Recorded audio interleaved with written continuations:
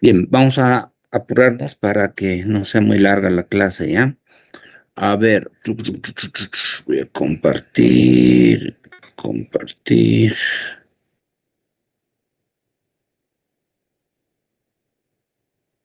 Ya. Nosotros entonces hemos establecido la primera parte de lo que determina la auditoría tradicional, que le hemos llamado entre comillas, versus la auditoría de entidades financieras. Entonces, en ese marco hemos establecido un cuadrito que le vamos a poner la auditoría entre comillas tradicional versus la auditoría de entidades financieras, ¿no? La auditoría de entidades financieras. Esto es lo más importante que tenemos que establecer, determinar para poder entender qué es lo que y a dónde vamos a ir. Por ejemplo, qué es lo que van a hacer con sus trabajos y todo lo que corresponda. Entonces, lo que habíamos establecido es en una auditoría tradicional, qué es lo que vamos a establecer versus una auditoría de entidades financieras, qué es lo que tenemos que realizar. Y básicamente en medio hemos establecido por qué hay una gran diferencia. Básicamente, la diferencia se establece en el riesgo que establece el comportamiento entre una y las otras entidades. Entonces, aquí habíamos establecido nosotros que vamos a tener ciertas transacciones que obviamente, o primero, tres aspectos fundamentales que tenemos que establecer y determinar para poder realizar nuestra auditoría tradicional, digamos, ¿no? Vamos a establecer,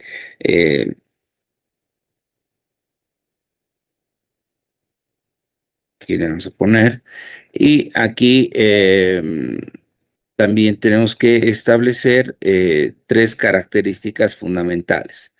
La primera es, a ver, esperen un ratito, insertar, disposición, orientación horizontal.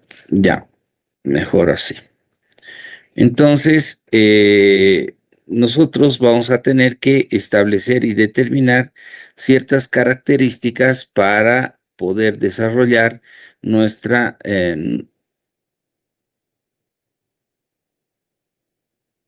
nuestro trabajo con, obviamente, el establecimiento de ciertas situaciones, aspectos que van a ser importantes de determinar. Primero, ¿qué hemos establecido? Primero tenemos que determinar los documentos que debemos recabar, hemos dicho. Segundo, están los procedimientos que debemos realizar. Y tercero, están las aseveraciones que debemos establecer. ¿No ve? Estas aseveraciones tienen que determinarse y establecerse en función a las características del rubro que estamos analizando, determinando o queriendo nosotros establecer y determinar a futuro para cada una de las entidades. Entonces, en los documentos, básicamente hemos establecido lo siguiente. Hemos dicho que si me dictan, ustedes ya tienen en su cuaderno, uno de los principales documentos que vamos a pedir es el testimonio, ya hemos explicado, de compra-venta, ¿no ve? El testimonio de compra-venta, espérenme un ratito porque siguen llegando y ya, es el testimonio de compra-venta, los impuestos de los periodos no prescritos, no prescritos, hemos dicho. ¿Qué más?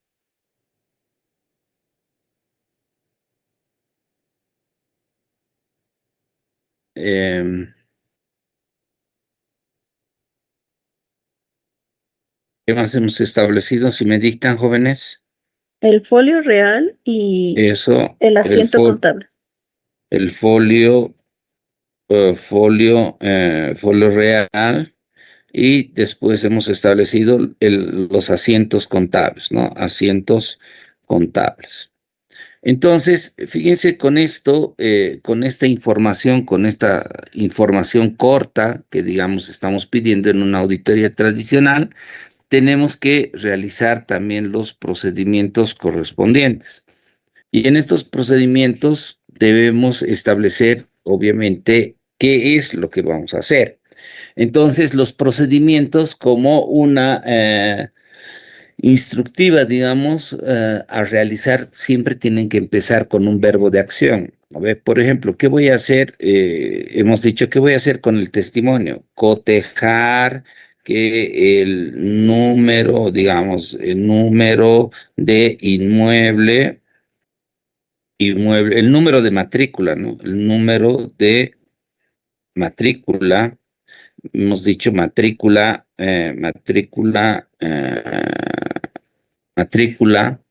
del inmueble sea el mismo en el folio real y el testimonio de compraventa. Testimonio de compraventa. ¿Ve? Entonces, es todo lo que vamos a hacer. Después vamos a decir obtener la siguiente documentación. ¿Ve? Siguiente documentación. Entonces, ¿qué quiere decir obtener la siguiente documentación? Que esta documentación que nosotros ya estamos pensando, la vamos a, ¿cómo se llama? La vamos a documentar en nuestros papeles de trabajo, o sea, sí o sí va a tener, ¿no? Donde documentado, ahí va a decir, no sé, A2, A3, A4, A5, etcétera, etcétera. Y de ahí va a decir cotejar el número de matrícula del inmueble, que sea el mismo, ¿no? Que sea el mismo en el folio real y el testimonio de compraventa, ¿no ve? Verificar, podemos poner verificar que en el asiento del folio real, esté como última inscripción, el nombre de la entidad, ¿no ve? Esto es lo que nos pide. Perfecto. Luego podemos hacer otros procedimientos más. ¿Qué más podemos hacer? Voy a verificar que en el asiento del folio real esté como última inscripción el nombre de la entidad que estamos auditando. Ahí para no establecer, verificar la existencia, por ejemplo, de gravámenes a nombre de la entidad, y que los mismos estén registrados en los estados financieros, por ejemplo, ¿no? Eso que quiere decir que si se ha financiado o tiene préstamos con ese inmueble, que los mismos también reflejen en los estados financieros, estén en los estados financieros. Luego, obviamente, ¿qué voy a hacer? Me voy a ir a la evaluación. A la evaluación, y en la evaluación, ¿qué voy a establecer? Verificar que el importe establecido en el testimonio de venta, sea el mismo, ¿no? Verificar que el importe sea el mismo, ¿sí? Sea el mismo registrado a momento de su activación, ¿no ve? con el comprobante contable para ver la evaluación que están haciendo, porque es al costo que están adquiriendo, obviamente tiene que registrar el inmueble. Entonces, esto es lo que hemos dicho, y en aseveraciones hemos establecido que las principales aseveraciones que tenemos que tomar en cuenta son: la primera es la aseveración de propiedad, luego derechos y obligaciones, y la siguiente hemos puesto valuación, ¿no? ¿Cómo está evaluado?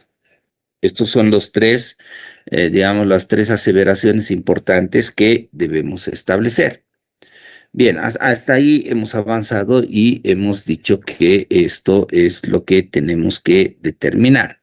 Ahora bien, cuando, cuando una persona ya va a realizar la auditoría financiera, la auditoría de entidades financieras, obviamente tiene que establecer ciertas características eh, más profundas, digamos, más profundas para su análisis.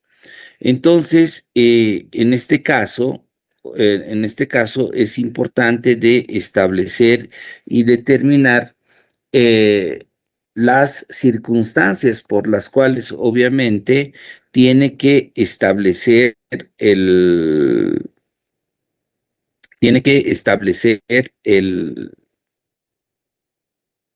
como les digo, tiene que establecer los riesgos que determina la normativa. Entonces, en este caso, ¿qué es lo que vamos a tener que realizar? Espérenme, voy a volver a compartir.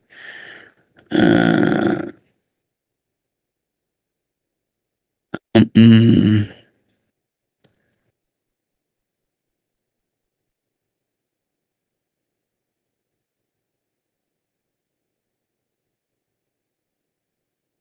espérenme un ratito, espérenme un ratito.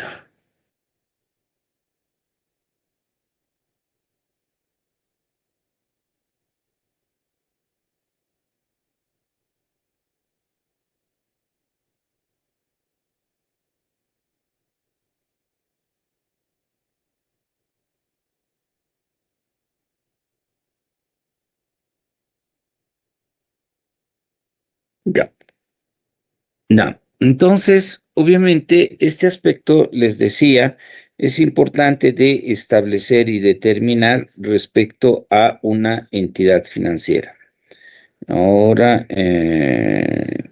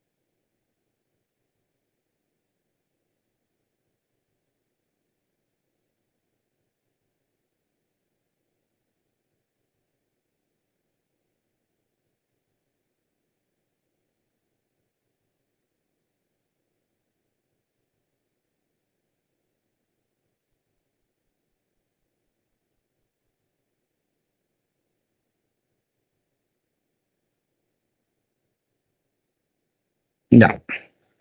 Entonces, aquí, jóvenes, para ver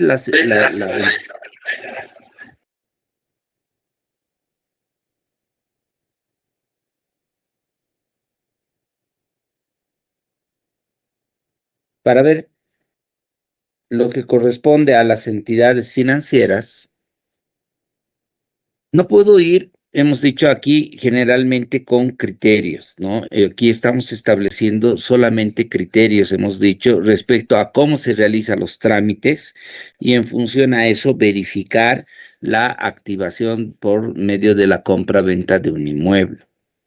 En materia de la auditoría de entidades financieras, yo tengo que seguir antes de los documentos, procedimientos y todo lo que corresponda, porque siempre va a existir, digamos, estos procedimientos que van a ser, hemos dicho, los mismos en la medida de que obviamente puedan establecerse y determinarse la base normativa, la base normativa. Entonces, en la base normativa que nosotros vamos a tener, que obviamente es la que tenemos que consultar, establecer, fijar los parámetros necesarios, etcétera, puede estar desde la Constitución Política del Estado, ¿sí? Desde la Constitución Política del Estado y obviamente y principalmente la Ley de Servicios financieros,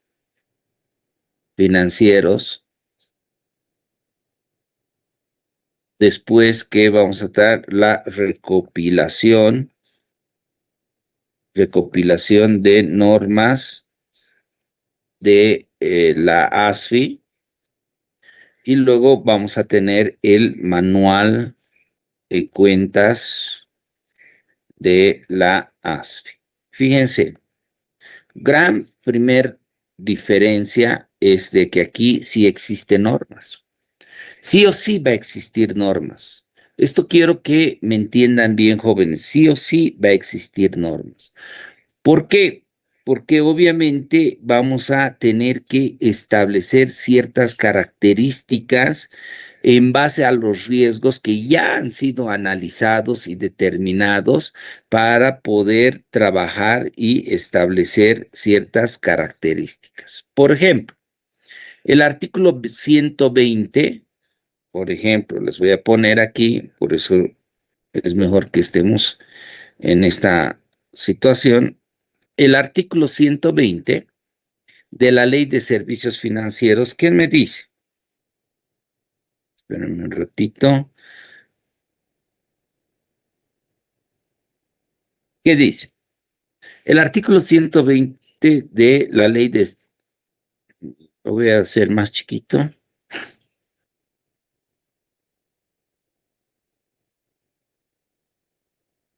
¿Qué dice? Que las entidades financieras podrán adquirir, vender bienes inmuebles, ¿no ve? Eh, bienes inmuebles para ser utilizados en la actividad propia del giro de su negocio. Entonces, esto, por ejemplo, que le voy a poner en rojo, ya me está poniendo una limitante. Habíamos dicho que aquí cuando, digamos, si estamos hablando del pampeño, el pampeño lo podía utilizar, ese inmueble, no sé, parte del inmueble lo podía utilizar como su vivienda, una tienda para vender su producto, etcétera, etcétera, ¿verdad? En cambio, aquí la ley de servicios financieros obliga a que tenga actividad, o sea, la compra del inmueble sea de la actividad. Entonces, ¿qué tengo que establecer en mi procedimiento? Fíjense, aquí no me está diciendo en documentos qué más tengo que pedir, pero en mis procedimientos, fíjense, tengo que verificar, aquí, verificar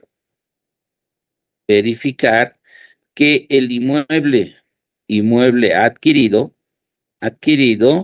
esté generando recursos, digamos, o puede ser recursos, o mejor vamos a ir directo, que el inmueble adquirido esté a disposición del giro del negocio. ¿No ven? Entonces, ya estoy incrementando algo que es muy importante y que la norma me pide. Aquí no teníamos base normativa, nos vamos a ir hasta documentos, teníamos esto nada más. Entonces, esta parte está, obviamente, está vacía. ¿Por qué? Porque todo esto lo hemos hecho en base a criterios que se establecen y determinan. Después, el artículo, por ejemplo, 377 nos habla de los grupos financieros serán objetos de regulación, ¿no ve? Pero aquí ya nos está hablando de los grupos financieros, el artículo 377, y en ese marco también tengo que establecer esas características de los grupos financieros. Es muy importante esto. ¿Por qué? Porque obviamente, ¿con cuánto estamos aquí? Con 10. Los grupos financieros, van a hacer de que tenga una vinculación, ¿no ve? Y esa vinculación puede afectar en la compra-venta de los inmuebles, sí. Entonces, aquí, básicamente, ¿qué es lo que yo tengo que tener? Tener cuidado en la adquisición a le vamos a poner relacionado, ¿no ve? Relacionado. Ya vamos a ver por qué es importante este aspecto, porque básicamente en la evaluación que nosotros tenemos que establecer el precio que hemos convenido, digamos, entre la compra y la venta que vamos a determinar el precio, tenemos que demostrar a la ASFI, obviamente, y nosotros como auditores tenemos que cerciorarnos de que esté a valor de mercado, ¿no ve? Entonces, tener cuidado en la adquisición aún relacionado, que el valor esté a precio de mercado. ¿Eso qué quiere decir? Que en base a este artículo de la Ley de Servicios Financieros, yo tengo que establecer y determinar que mis procedimientos que voy a realizar, que estoy empleando aquí, tienen que cerciorarse de que el valor del inmueble esté a precios de mercado. ¿Cómo me cercioro que esté a precios de mercado? ¿No ve? Entonces aquí verificar que los precios, el precio de venta esté a valor de mercado. Si yo le pongo esto al trainee, al asistente, para que haga el procedimiento de auditoría, no va a entender. Entonces yo tengo que ser algo más específico. Entonces ahí le tendré que decir ¿cómo se llama? Al trainee, le tengo que decir, oye, ¿vas a verificar el precio de este mercado? Sí, solicitando, no ve, o en base a avalúos, avalúos, avalúos del inmueble independientes. Fíjense, independientes. Eso es lo que tengo que establecer. Y aquí en documentos, ¿qué le voy a pedir? Avalúos del inmueble, ¿no? Inmueble. No, entonces, qué le voy a pedir? Le voy a pedir, obviamente, perdón, le voy a pedir estos avalúos del inmueble por un perito independiente. Ahora, ¿qué se entiende por un perito independiente? Por un perito independiente. Independiente. Por ejemplo, vamos a suponer que en el conglomerado de este banco, digamos, nos vamos a ir. En el conglomerado de este banco puede existir, digamos, un banco, o en el grupo financiero, un banco, pueda existir una agencia de bolsa, y pueda existir una inmobiliaria. Ya puede haber más, digamos, ¿no? Todos estos tres y otros más componen el grupo financiero. Entonces, ¿qué está haciendo? La inmobiliaria le puede estar vendiendo al banco. Obviamente la inmobiliaria, ¿qué va a tener? Va a tener un arquitecto, ¿no ve? Un arquitecto. Y puedo decirle yo a ese arquitecto, oye, evalúamelo, ¿no? A este arquitecto, evalúamelo el inmueble. Pero ¿qué es lo que pasa? El arquitecto es dependiente de la inmobiliaria. El arquitecto es dependiente de la inmobiliaria. Por lo tanto, no voy a poder yo satisfacer esta parte importante que es de la independencia. Porque el arquitecto, como recibe órdenes, obviamente, del gerente, puede decir subirle el valor o bajarle el valor. ¿Por qué? Porque le quisiera ayudar al banco o le quisiera ayudar a la inmobiliaria. ¿No ve? Entonces, esos dos aspectos son importantes de establecer. Por eso hay que pedir avalúos de inmueble independientes, independientes. ¿Eso qué quiere decir? Que ellos tienen que conseguir contratar peritos independientes, ya sea dos o tres, y en base a eso fijar el precio. De esa forma, obviamente, yo voy a poder establecer y determinar ese aspecto, ¿no? Ahora, el,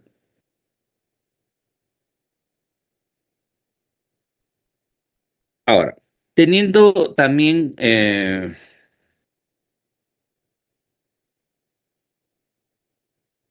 por ejemplo, el artículo 300, ustedes van a ver, el 386 es es el artículo que me explica básicamente este aspecto. Entonces vamos a colocar aquí, listo.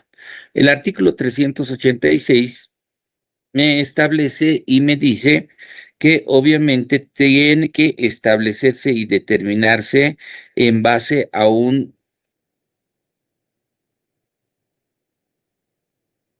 tema importante. Dice 386, el cual define: las empresas que conforman un grupo financiero no podrán realizar operaciones entre ellas que subvalúen o sobrevalúen los valores monetarios. Esto es importante, no puede pasar esto.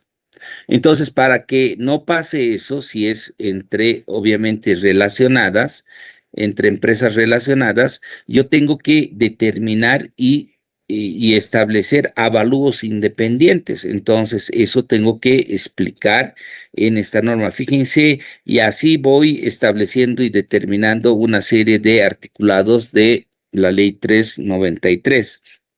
Ahora, por ejemplo, el artículo el artículo 436 también de la norma me establece las siguientes características. Me dice que obviamente tiene que existir sanas prácticas del gobierno corporativo. Aquí le vamos a poner ya corporativo. Entonces, ¿qué son las sanas prácticas? Obviamente es el debido cuidado, la debida diligencia, etcétera, etcétera. Entonces, no puedo yo tranquilamente, como cualquier compraventa, eh, realizar esa situación, ese aspecto, ¿no? Inclusive por esta sana práctica, tal vez tenga que consultar, fíjense, consultar a la ASFI y decirle: oye, voy a hacer esta operación. ¿Por qué? Porque tiene que ser lo más transparente posible, ¿no? Pues entonces, fíjense, no es como en este caso, en este caso del pampeño, digamos, que ha comprado cualquiera de su hermano, de su mamá, de su hermana, de quien sea el inmueble. Aquí si compra de algún relacionado, como hemos visto aquí abajo, si compra algún relacionado, entonces tiene que cumplir todos estos requisitos adicionales, ¿no? Que obviamente voy a concentrarlos en el avalúo del perito independiente. Entonces, por estas buenas prácticas del gobierno corporativo, voy a establecer esas características. Ahora, ¿no? En la recopilación de normas de normas del sistema financiero, existen también, obviamente, ciertas características para que yo pueda establecer y determinar ciertas situaciones a tomar en cuenta. Por ejemplo, el artículo 2, el artículo 2, el artículo 2 de la sección 2, obviamente, me establece y me determina ya no en las normas de la ASFI, sino me establece en la recopilación de normas por eso se los estoy poniendo aquí. En la recopilación de normas, espérenme un ratito para que sea más entendible.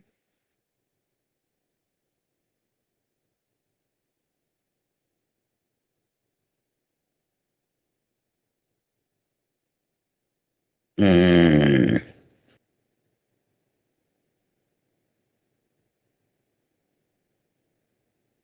ya. Entonces, ¿qué dice el artículo 2? El artículo 2 dice, las entidades supervisadas solicitarán al vendedor, de acuerdo a la disponibilidad del lugar, como mínimo los siguientes documentos. Dice, folio real, tiene que haber el folio real. Nosotros hemos puesto el folio real, aquí está, en documentos que vamos a poner, aquí está el folio real. Sí, lo tenemos. Testimonio de propiedad. Nosotros tenemos el testimonio de propiedad. Sí, aquí lo tenemos, hemos puesto. Certificado catastral, ¿no ve? Entonces, esto, por ejemplo, aquí no lo hemos puesto porque hemos dicho que no es necesario. No era necesario determinar este certificado catastral. Entonces, en nuestros documentos tenemos que pedir el certificado catastral, ¿ya? Este certificado catastral que establece la norma. Luego, el predio. Luego, los planos de ubicación visados por el gobierno municipal. Una compañera nos decía, los planos, sí, en el Pampeño no era importante porque no nos da esas circunstancias. Con que esté, hemos dicho, en el folio real, está perfecto, pero aquí nos está pidiendo directamente este articulado, el artículo 2 de la sección 2, nos dice específicamente eso. Luego están los planos y luego el avalúo elaborado por el perito, ¿sí? El avalúo avalado por el perito. Y tenemos el avalúo, hemos puesto el avalúo aquí en los documentos. Aquí está el avalúo del perito. ¿No ve? Entonces, fíjense, estos tres documentos tenemos que adicionar a nuestro requerimiento, distinto de estos documentos que estamos pidiendo de nuestro perito. Lo voy a bajar para que obviamente ustedes vean qué documentos hemos pedido en un caso y qué documentos estamos pidiendo en el otro, ¿no?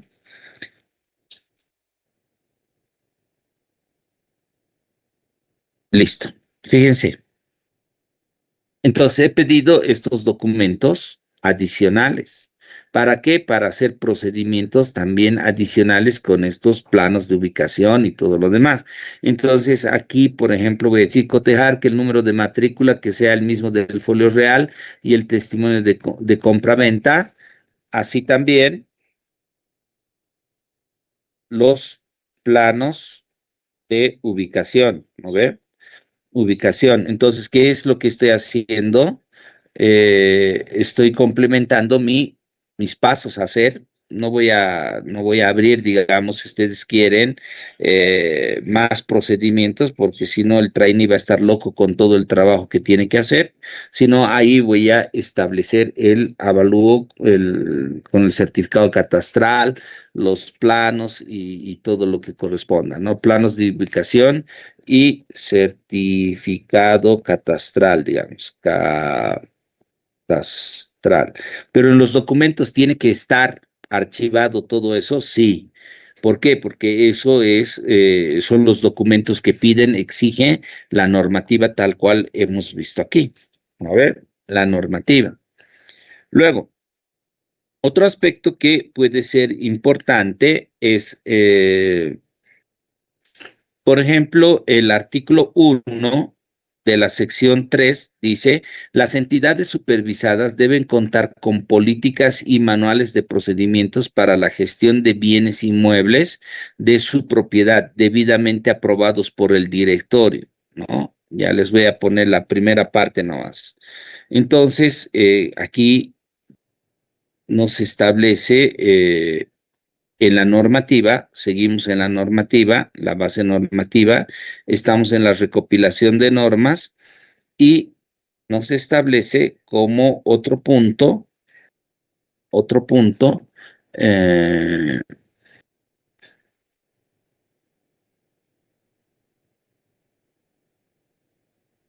otro punto que el artículo 1 nos dice que debe contar con manuales y políticas de procedimientos de la gestión de bienes inmuebles.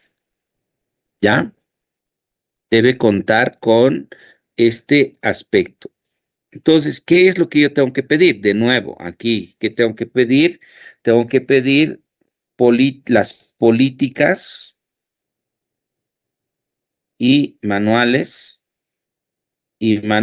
de adquisición. Ya le pongo adquisición, ¿cómo van a adquirir? ¿No ve? Luego, adquisición, procedimiento, digamos, procedimiento y disposición de inmuebles. Inmuebles. Aquí estoy englobando todo, fíjense, jóvenes, estoy englobando cómo va a comprar, le estoy diciendo cómo va a comprar, cuál es el procedimiento, cómo va a asignar, etcétera, los activos, si tiene que asignarlos, etcétera, y la disposición, cómo los va a vender. Entonces, ahí en base a ese manual, por ejemplo, aquí tengo que hacer procedimientos en base al manual, porque puede haber otros procedimientos, ¿no? Aquí adicionar procedimientos en base al manual. No tenemos ahorita un manual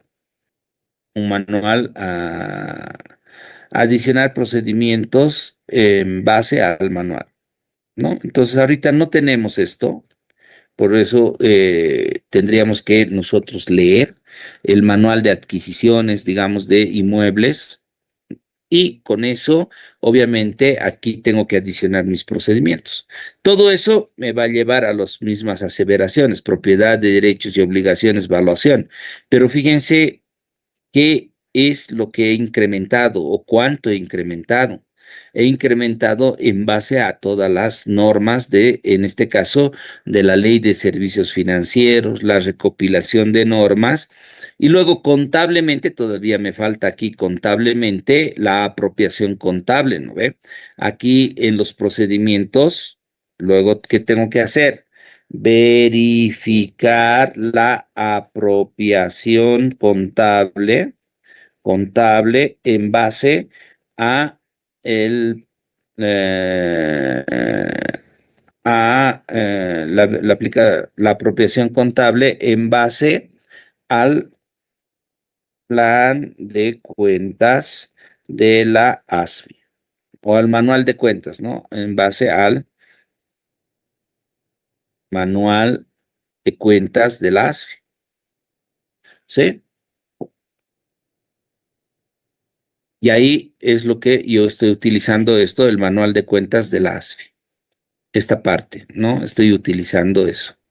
Entonces, fíjense, estoy determinando y estableciendo todas estas características jóvenes.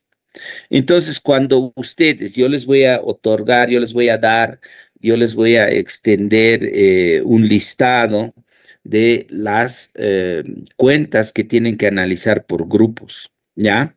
Entonces, cuando establezcamos esas características, ustedes me tienen que hacer este análisis, ¿no ve? Entonces, de la cuenta, digamos, ¿no? ¿Qué dice la base normativa? Ah, la Constitución. ¿Qué dice la Ley de Servicios Financieros? ¿Eso qué quiere decir? Que tienen que leer todo lo que dice la ley de respecto a las cuentas que se les dé. En este caso, una simple transacción, por ejemplo, que es la adquisición de bienes inmuebles, ¿no? Entonces, estoy viendo la adquisición de bienes inmuebles, que pareciera tan sencillo, pero es sencillo en un método tradicional, como hemos hecho aquí, fíjense, sin mayor problema. Pero ya desde el punto de vista de la ASFI, adicionado con los riesgos, obviamente, tengo que leer qué dice la Ley de Servicios Financieros. Tengo que revisar la recopilación, tengo que poner qué artículos y en función a eso tengo que hacer mis procedimientos. ¿Qué voy a hacer? Los documentos que voy a pedir y después los procedimientos que voy a realizar.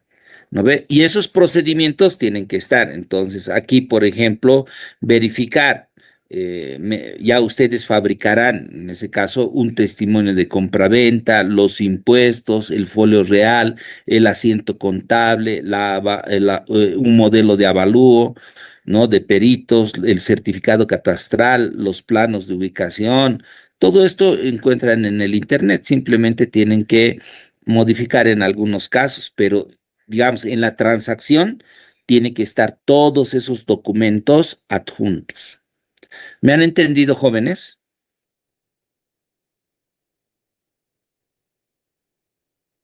¿Me han entendido?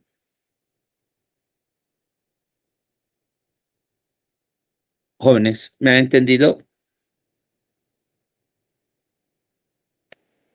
Sí, Lick. Se ha entendido, Lick.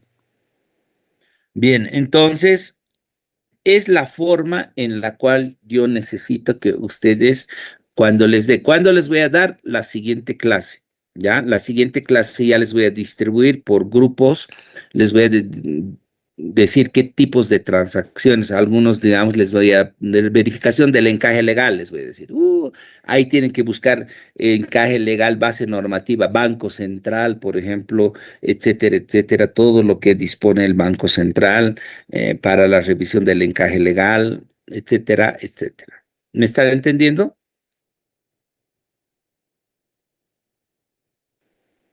Sí, Lick. Ya, muy bien. Entonces, ¿tiene alguna duda? ¿Alguna duda? Este papel de trabajo, Lick, ¿con qué nombre o qué título tendría más o menos? No, este es de explicación. Lo que yo he hecho es explicación.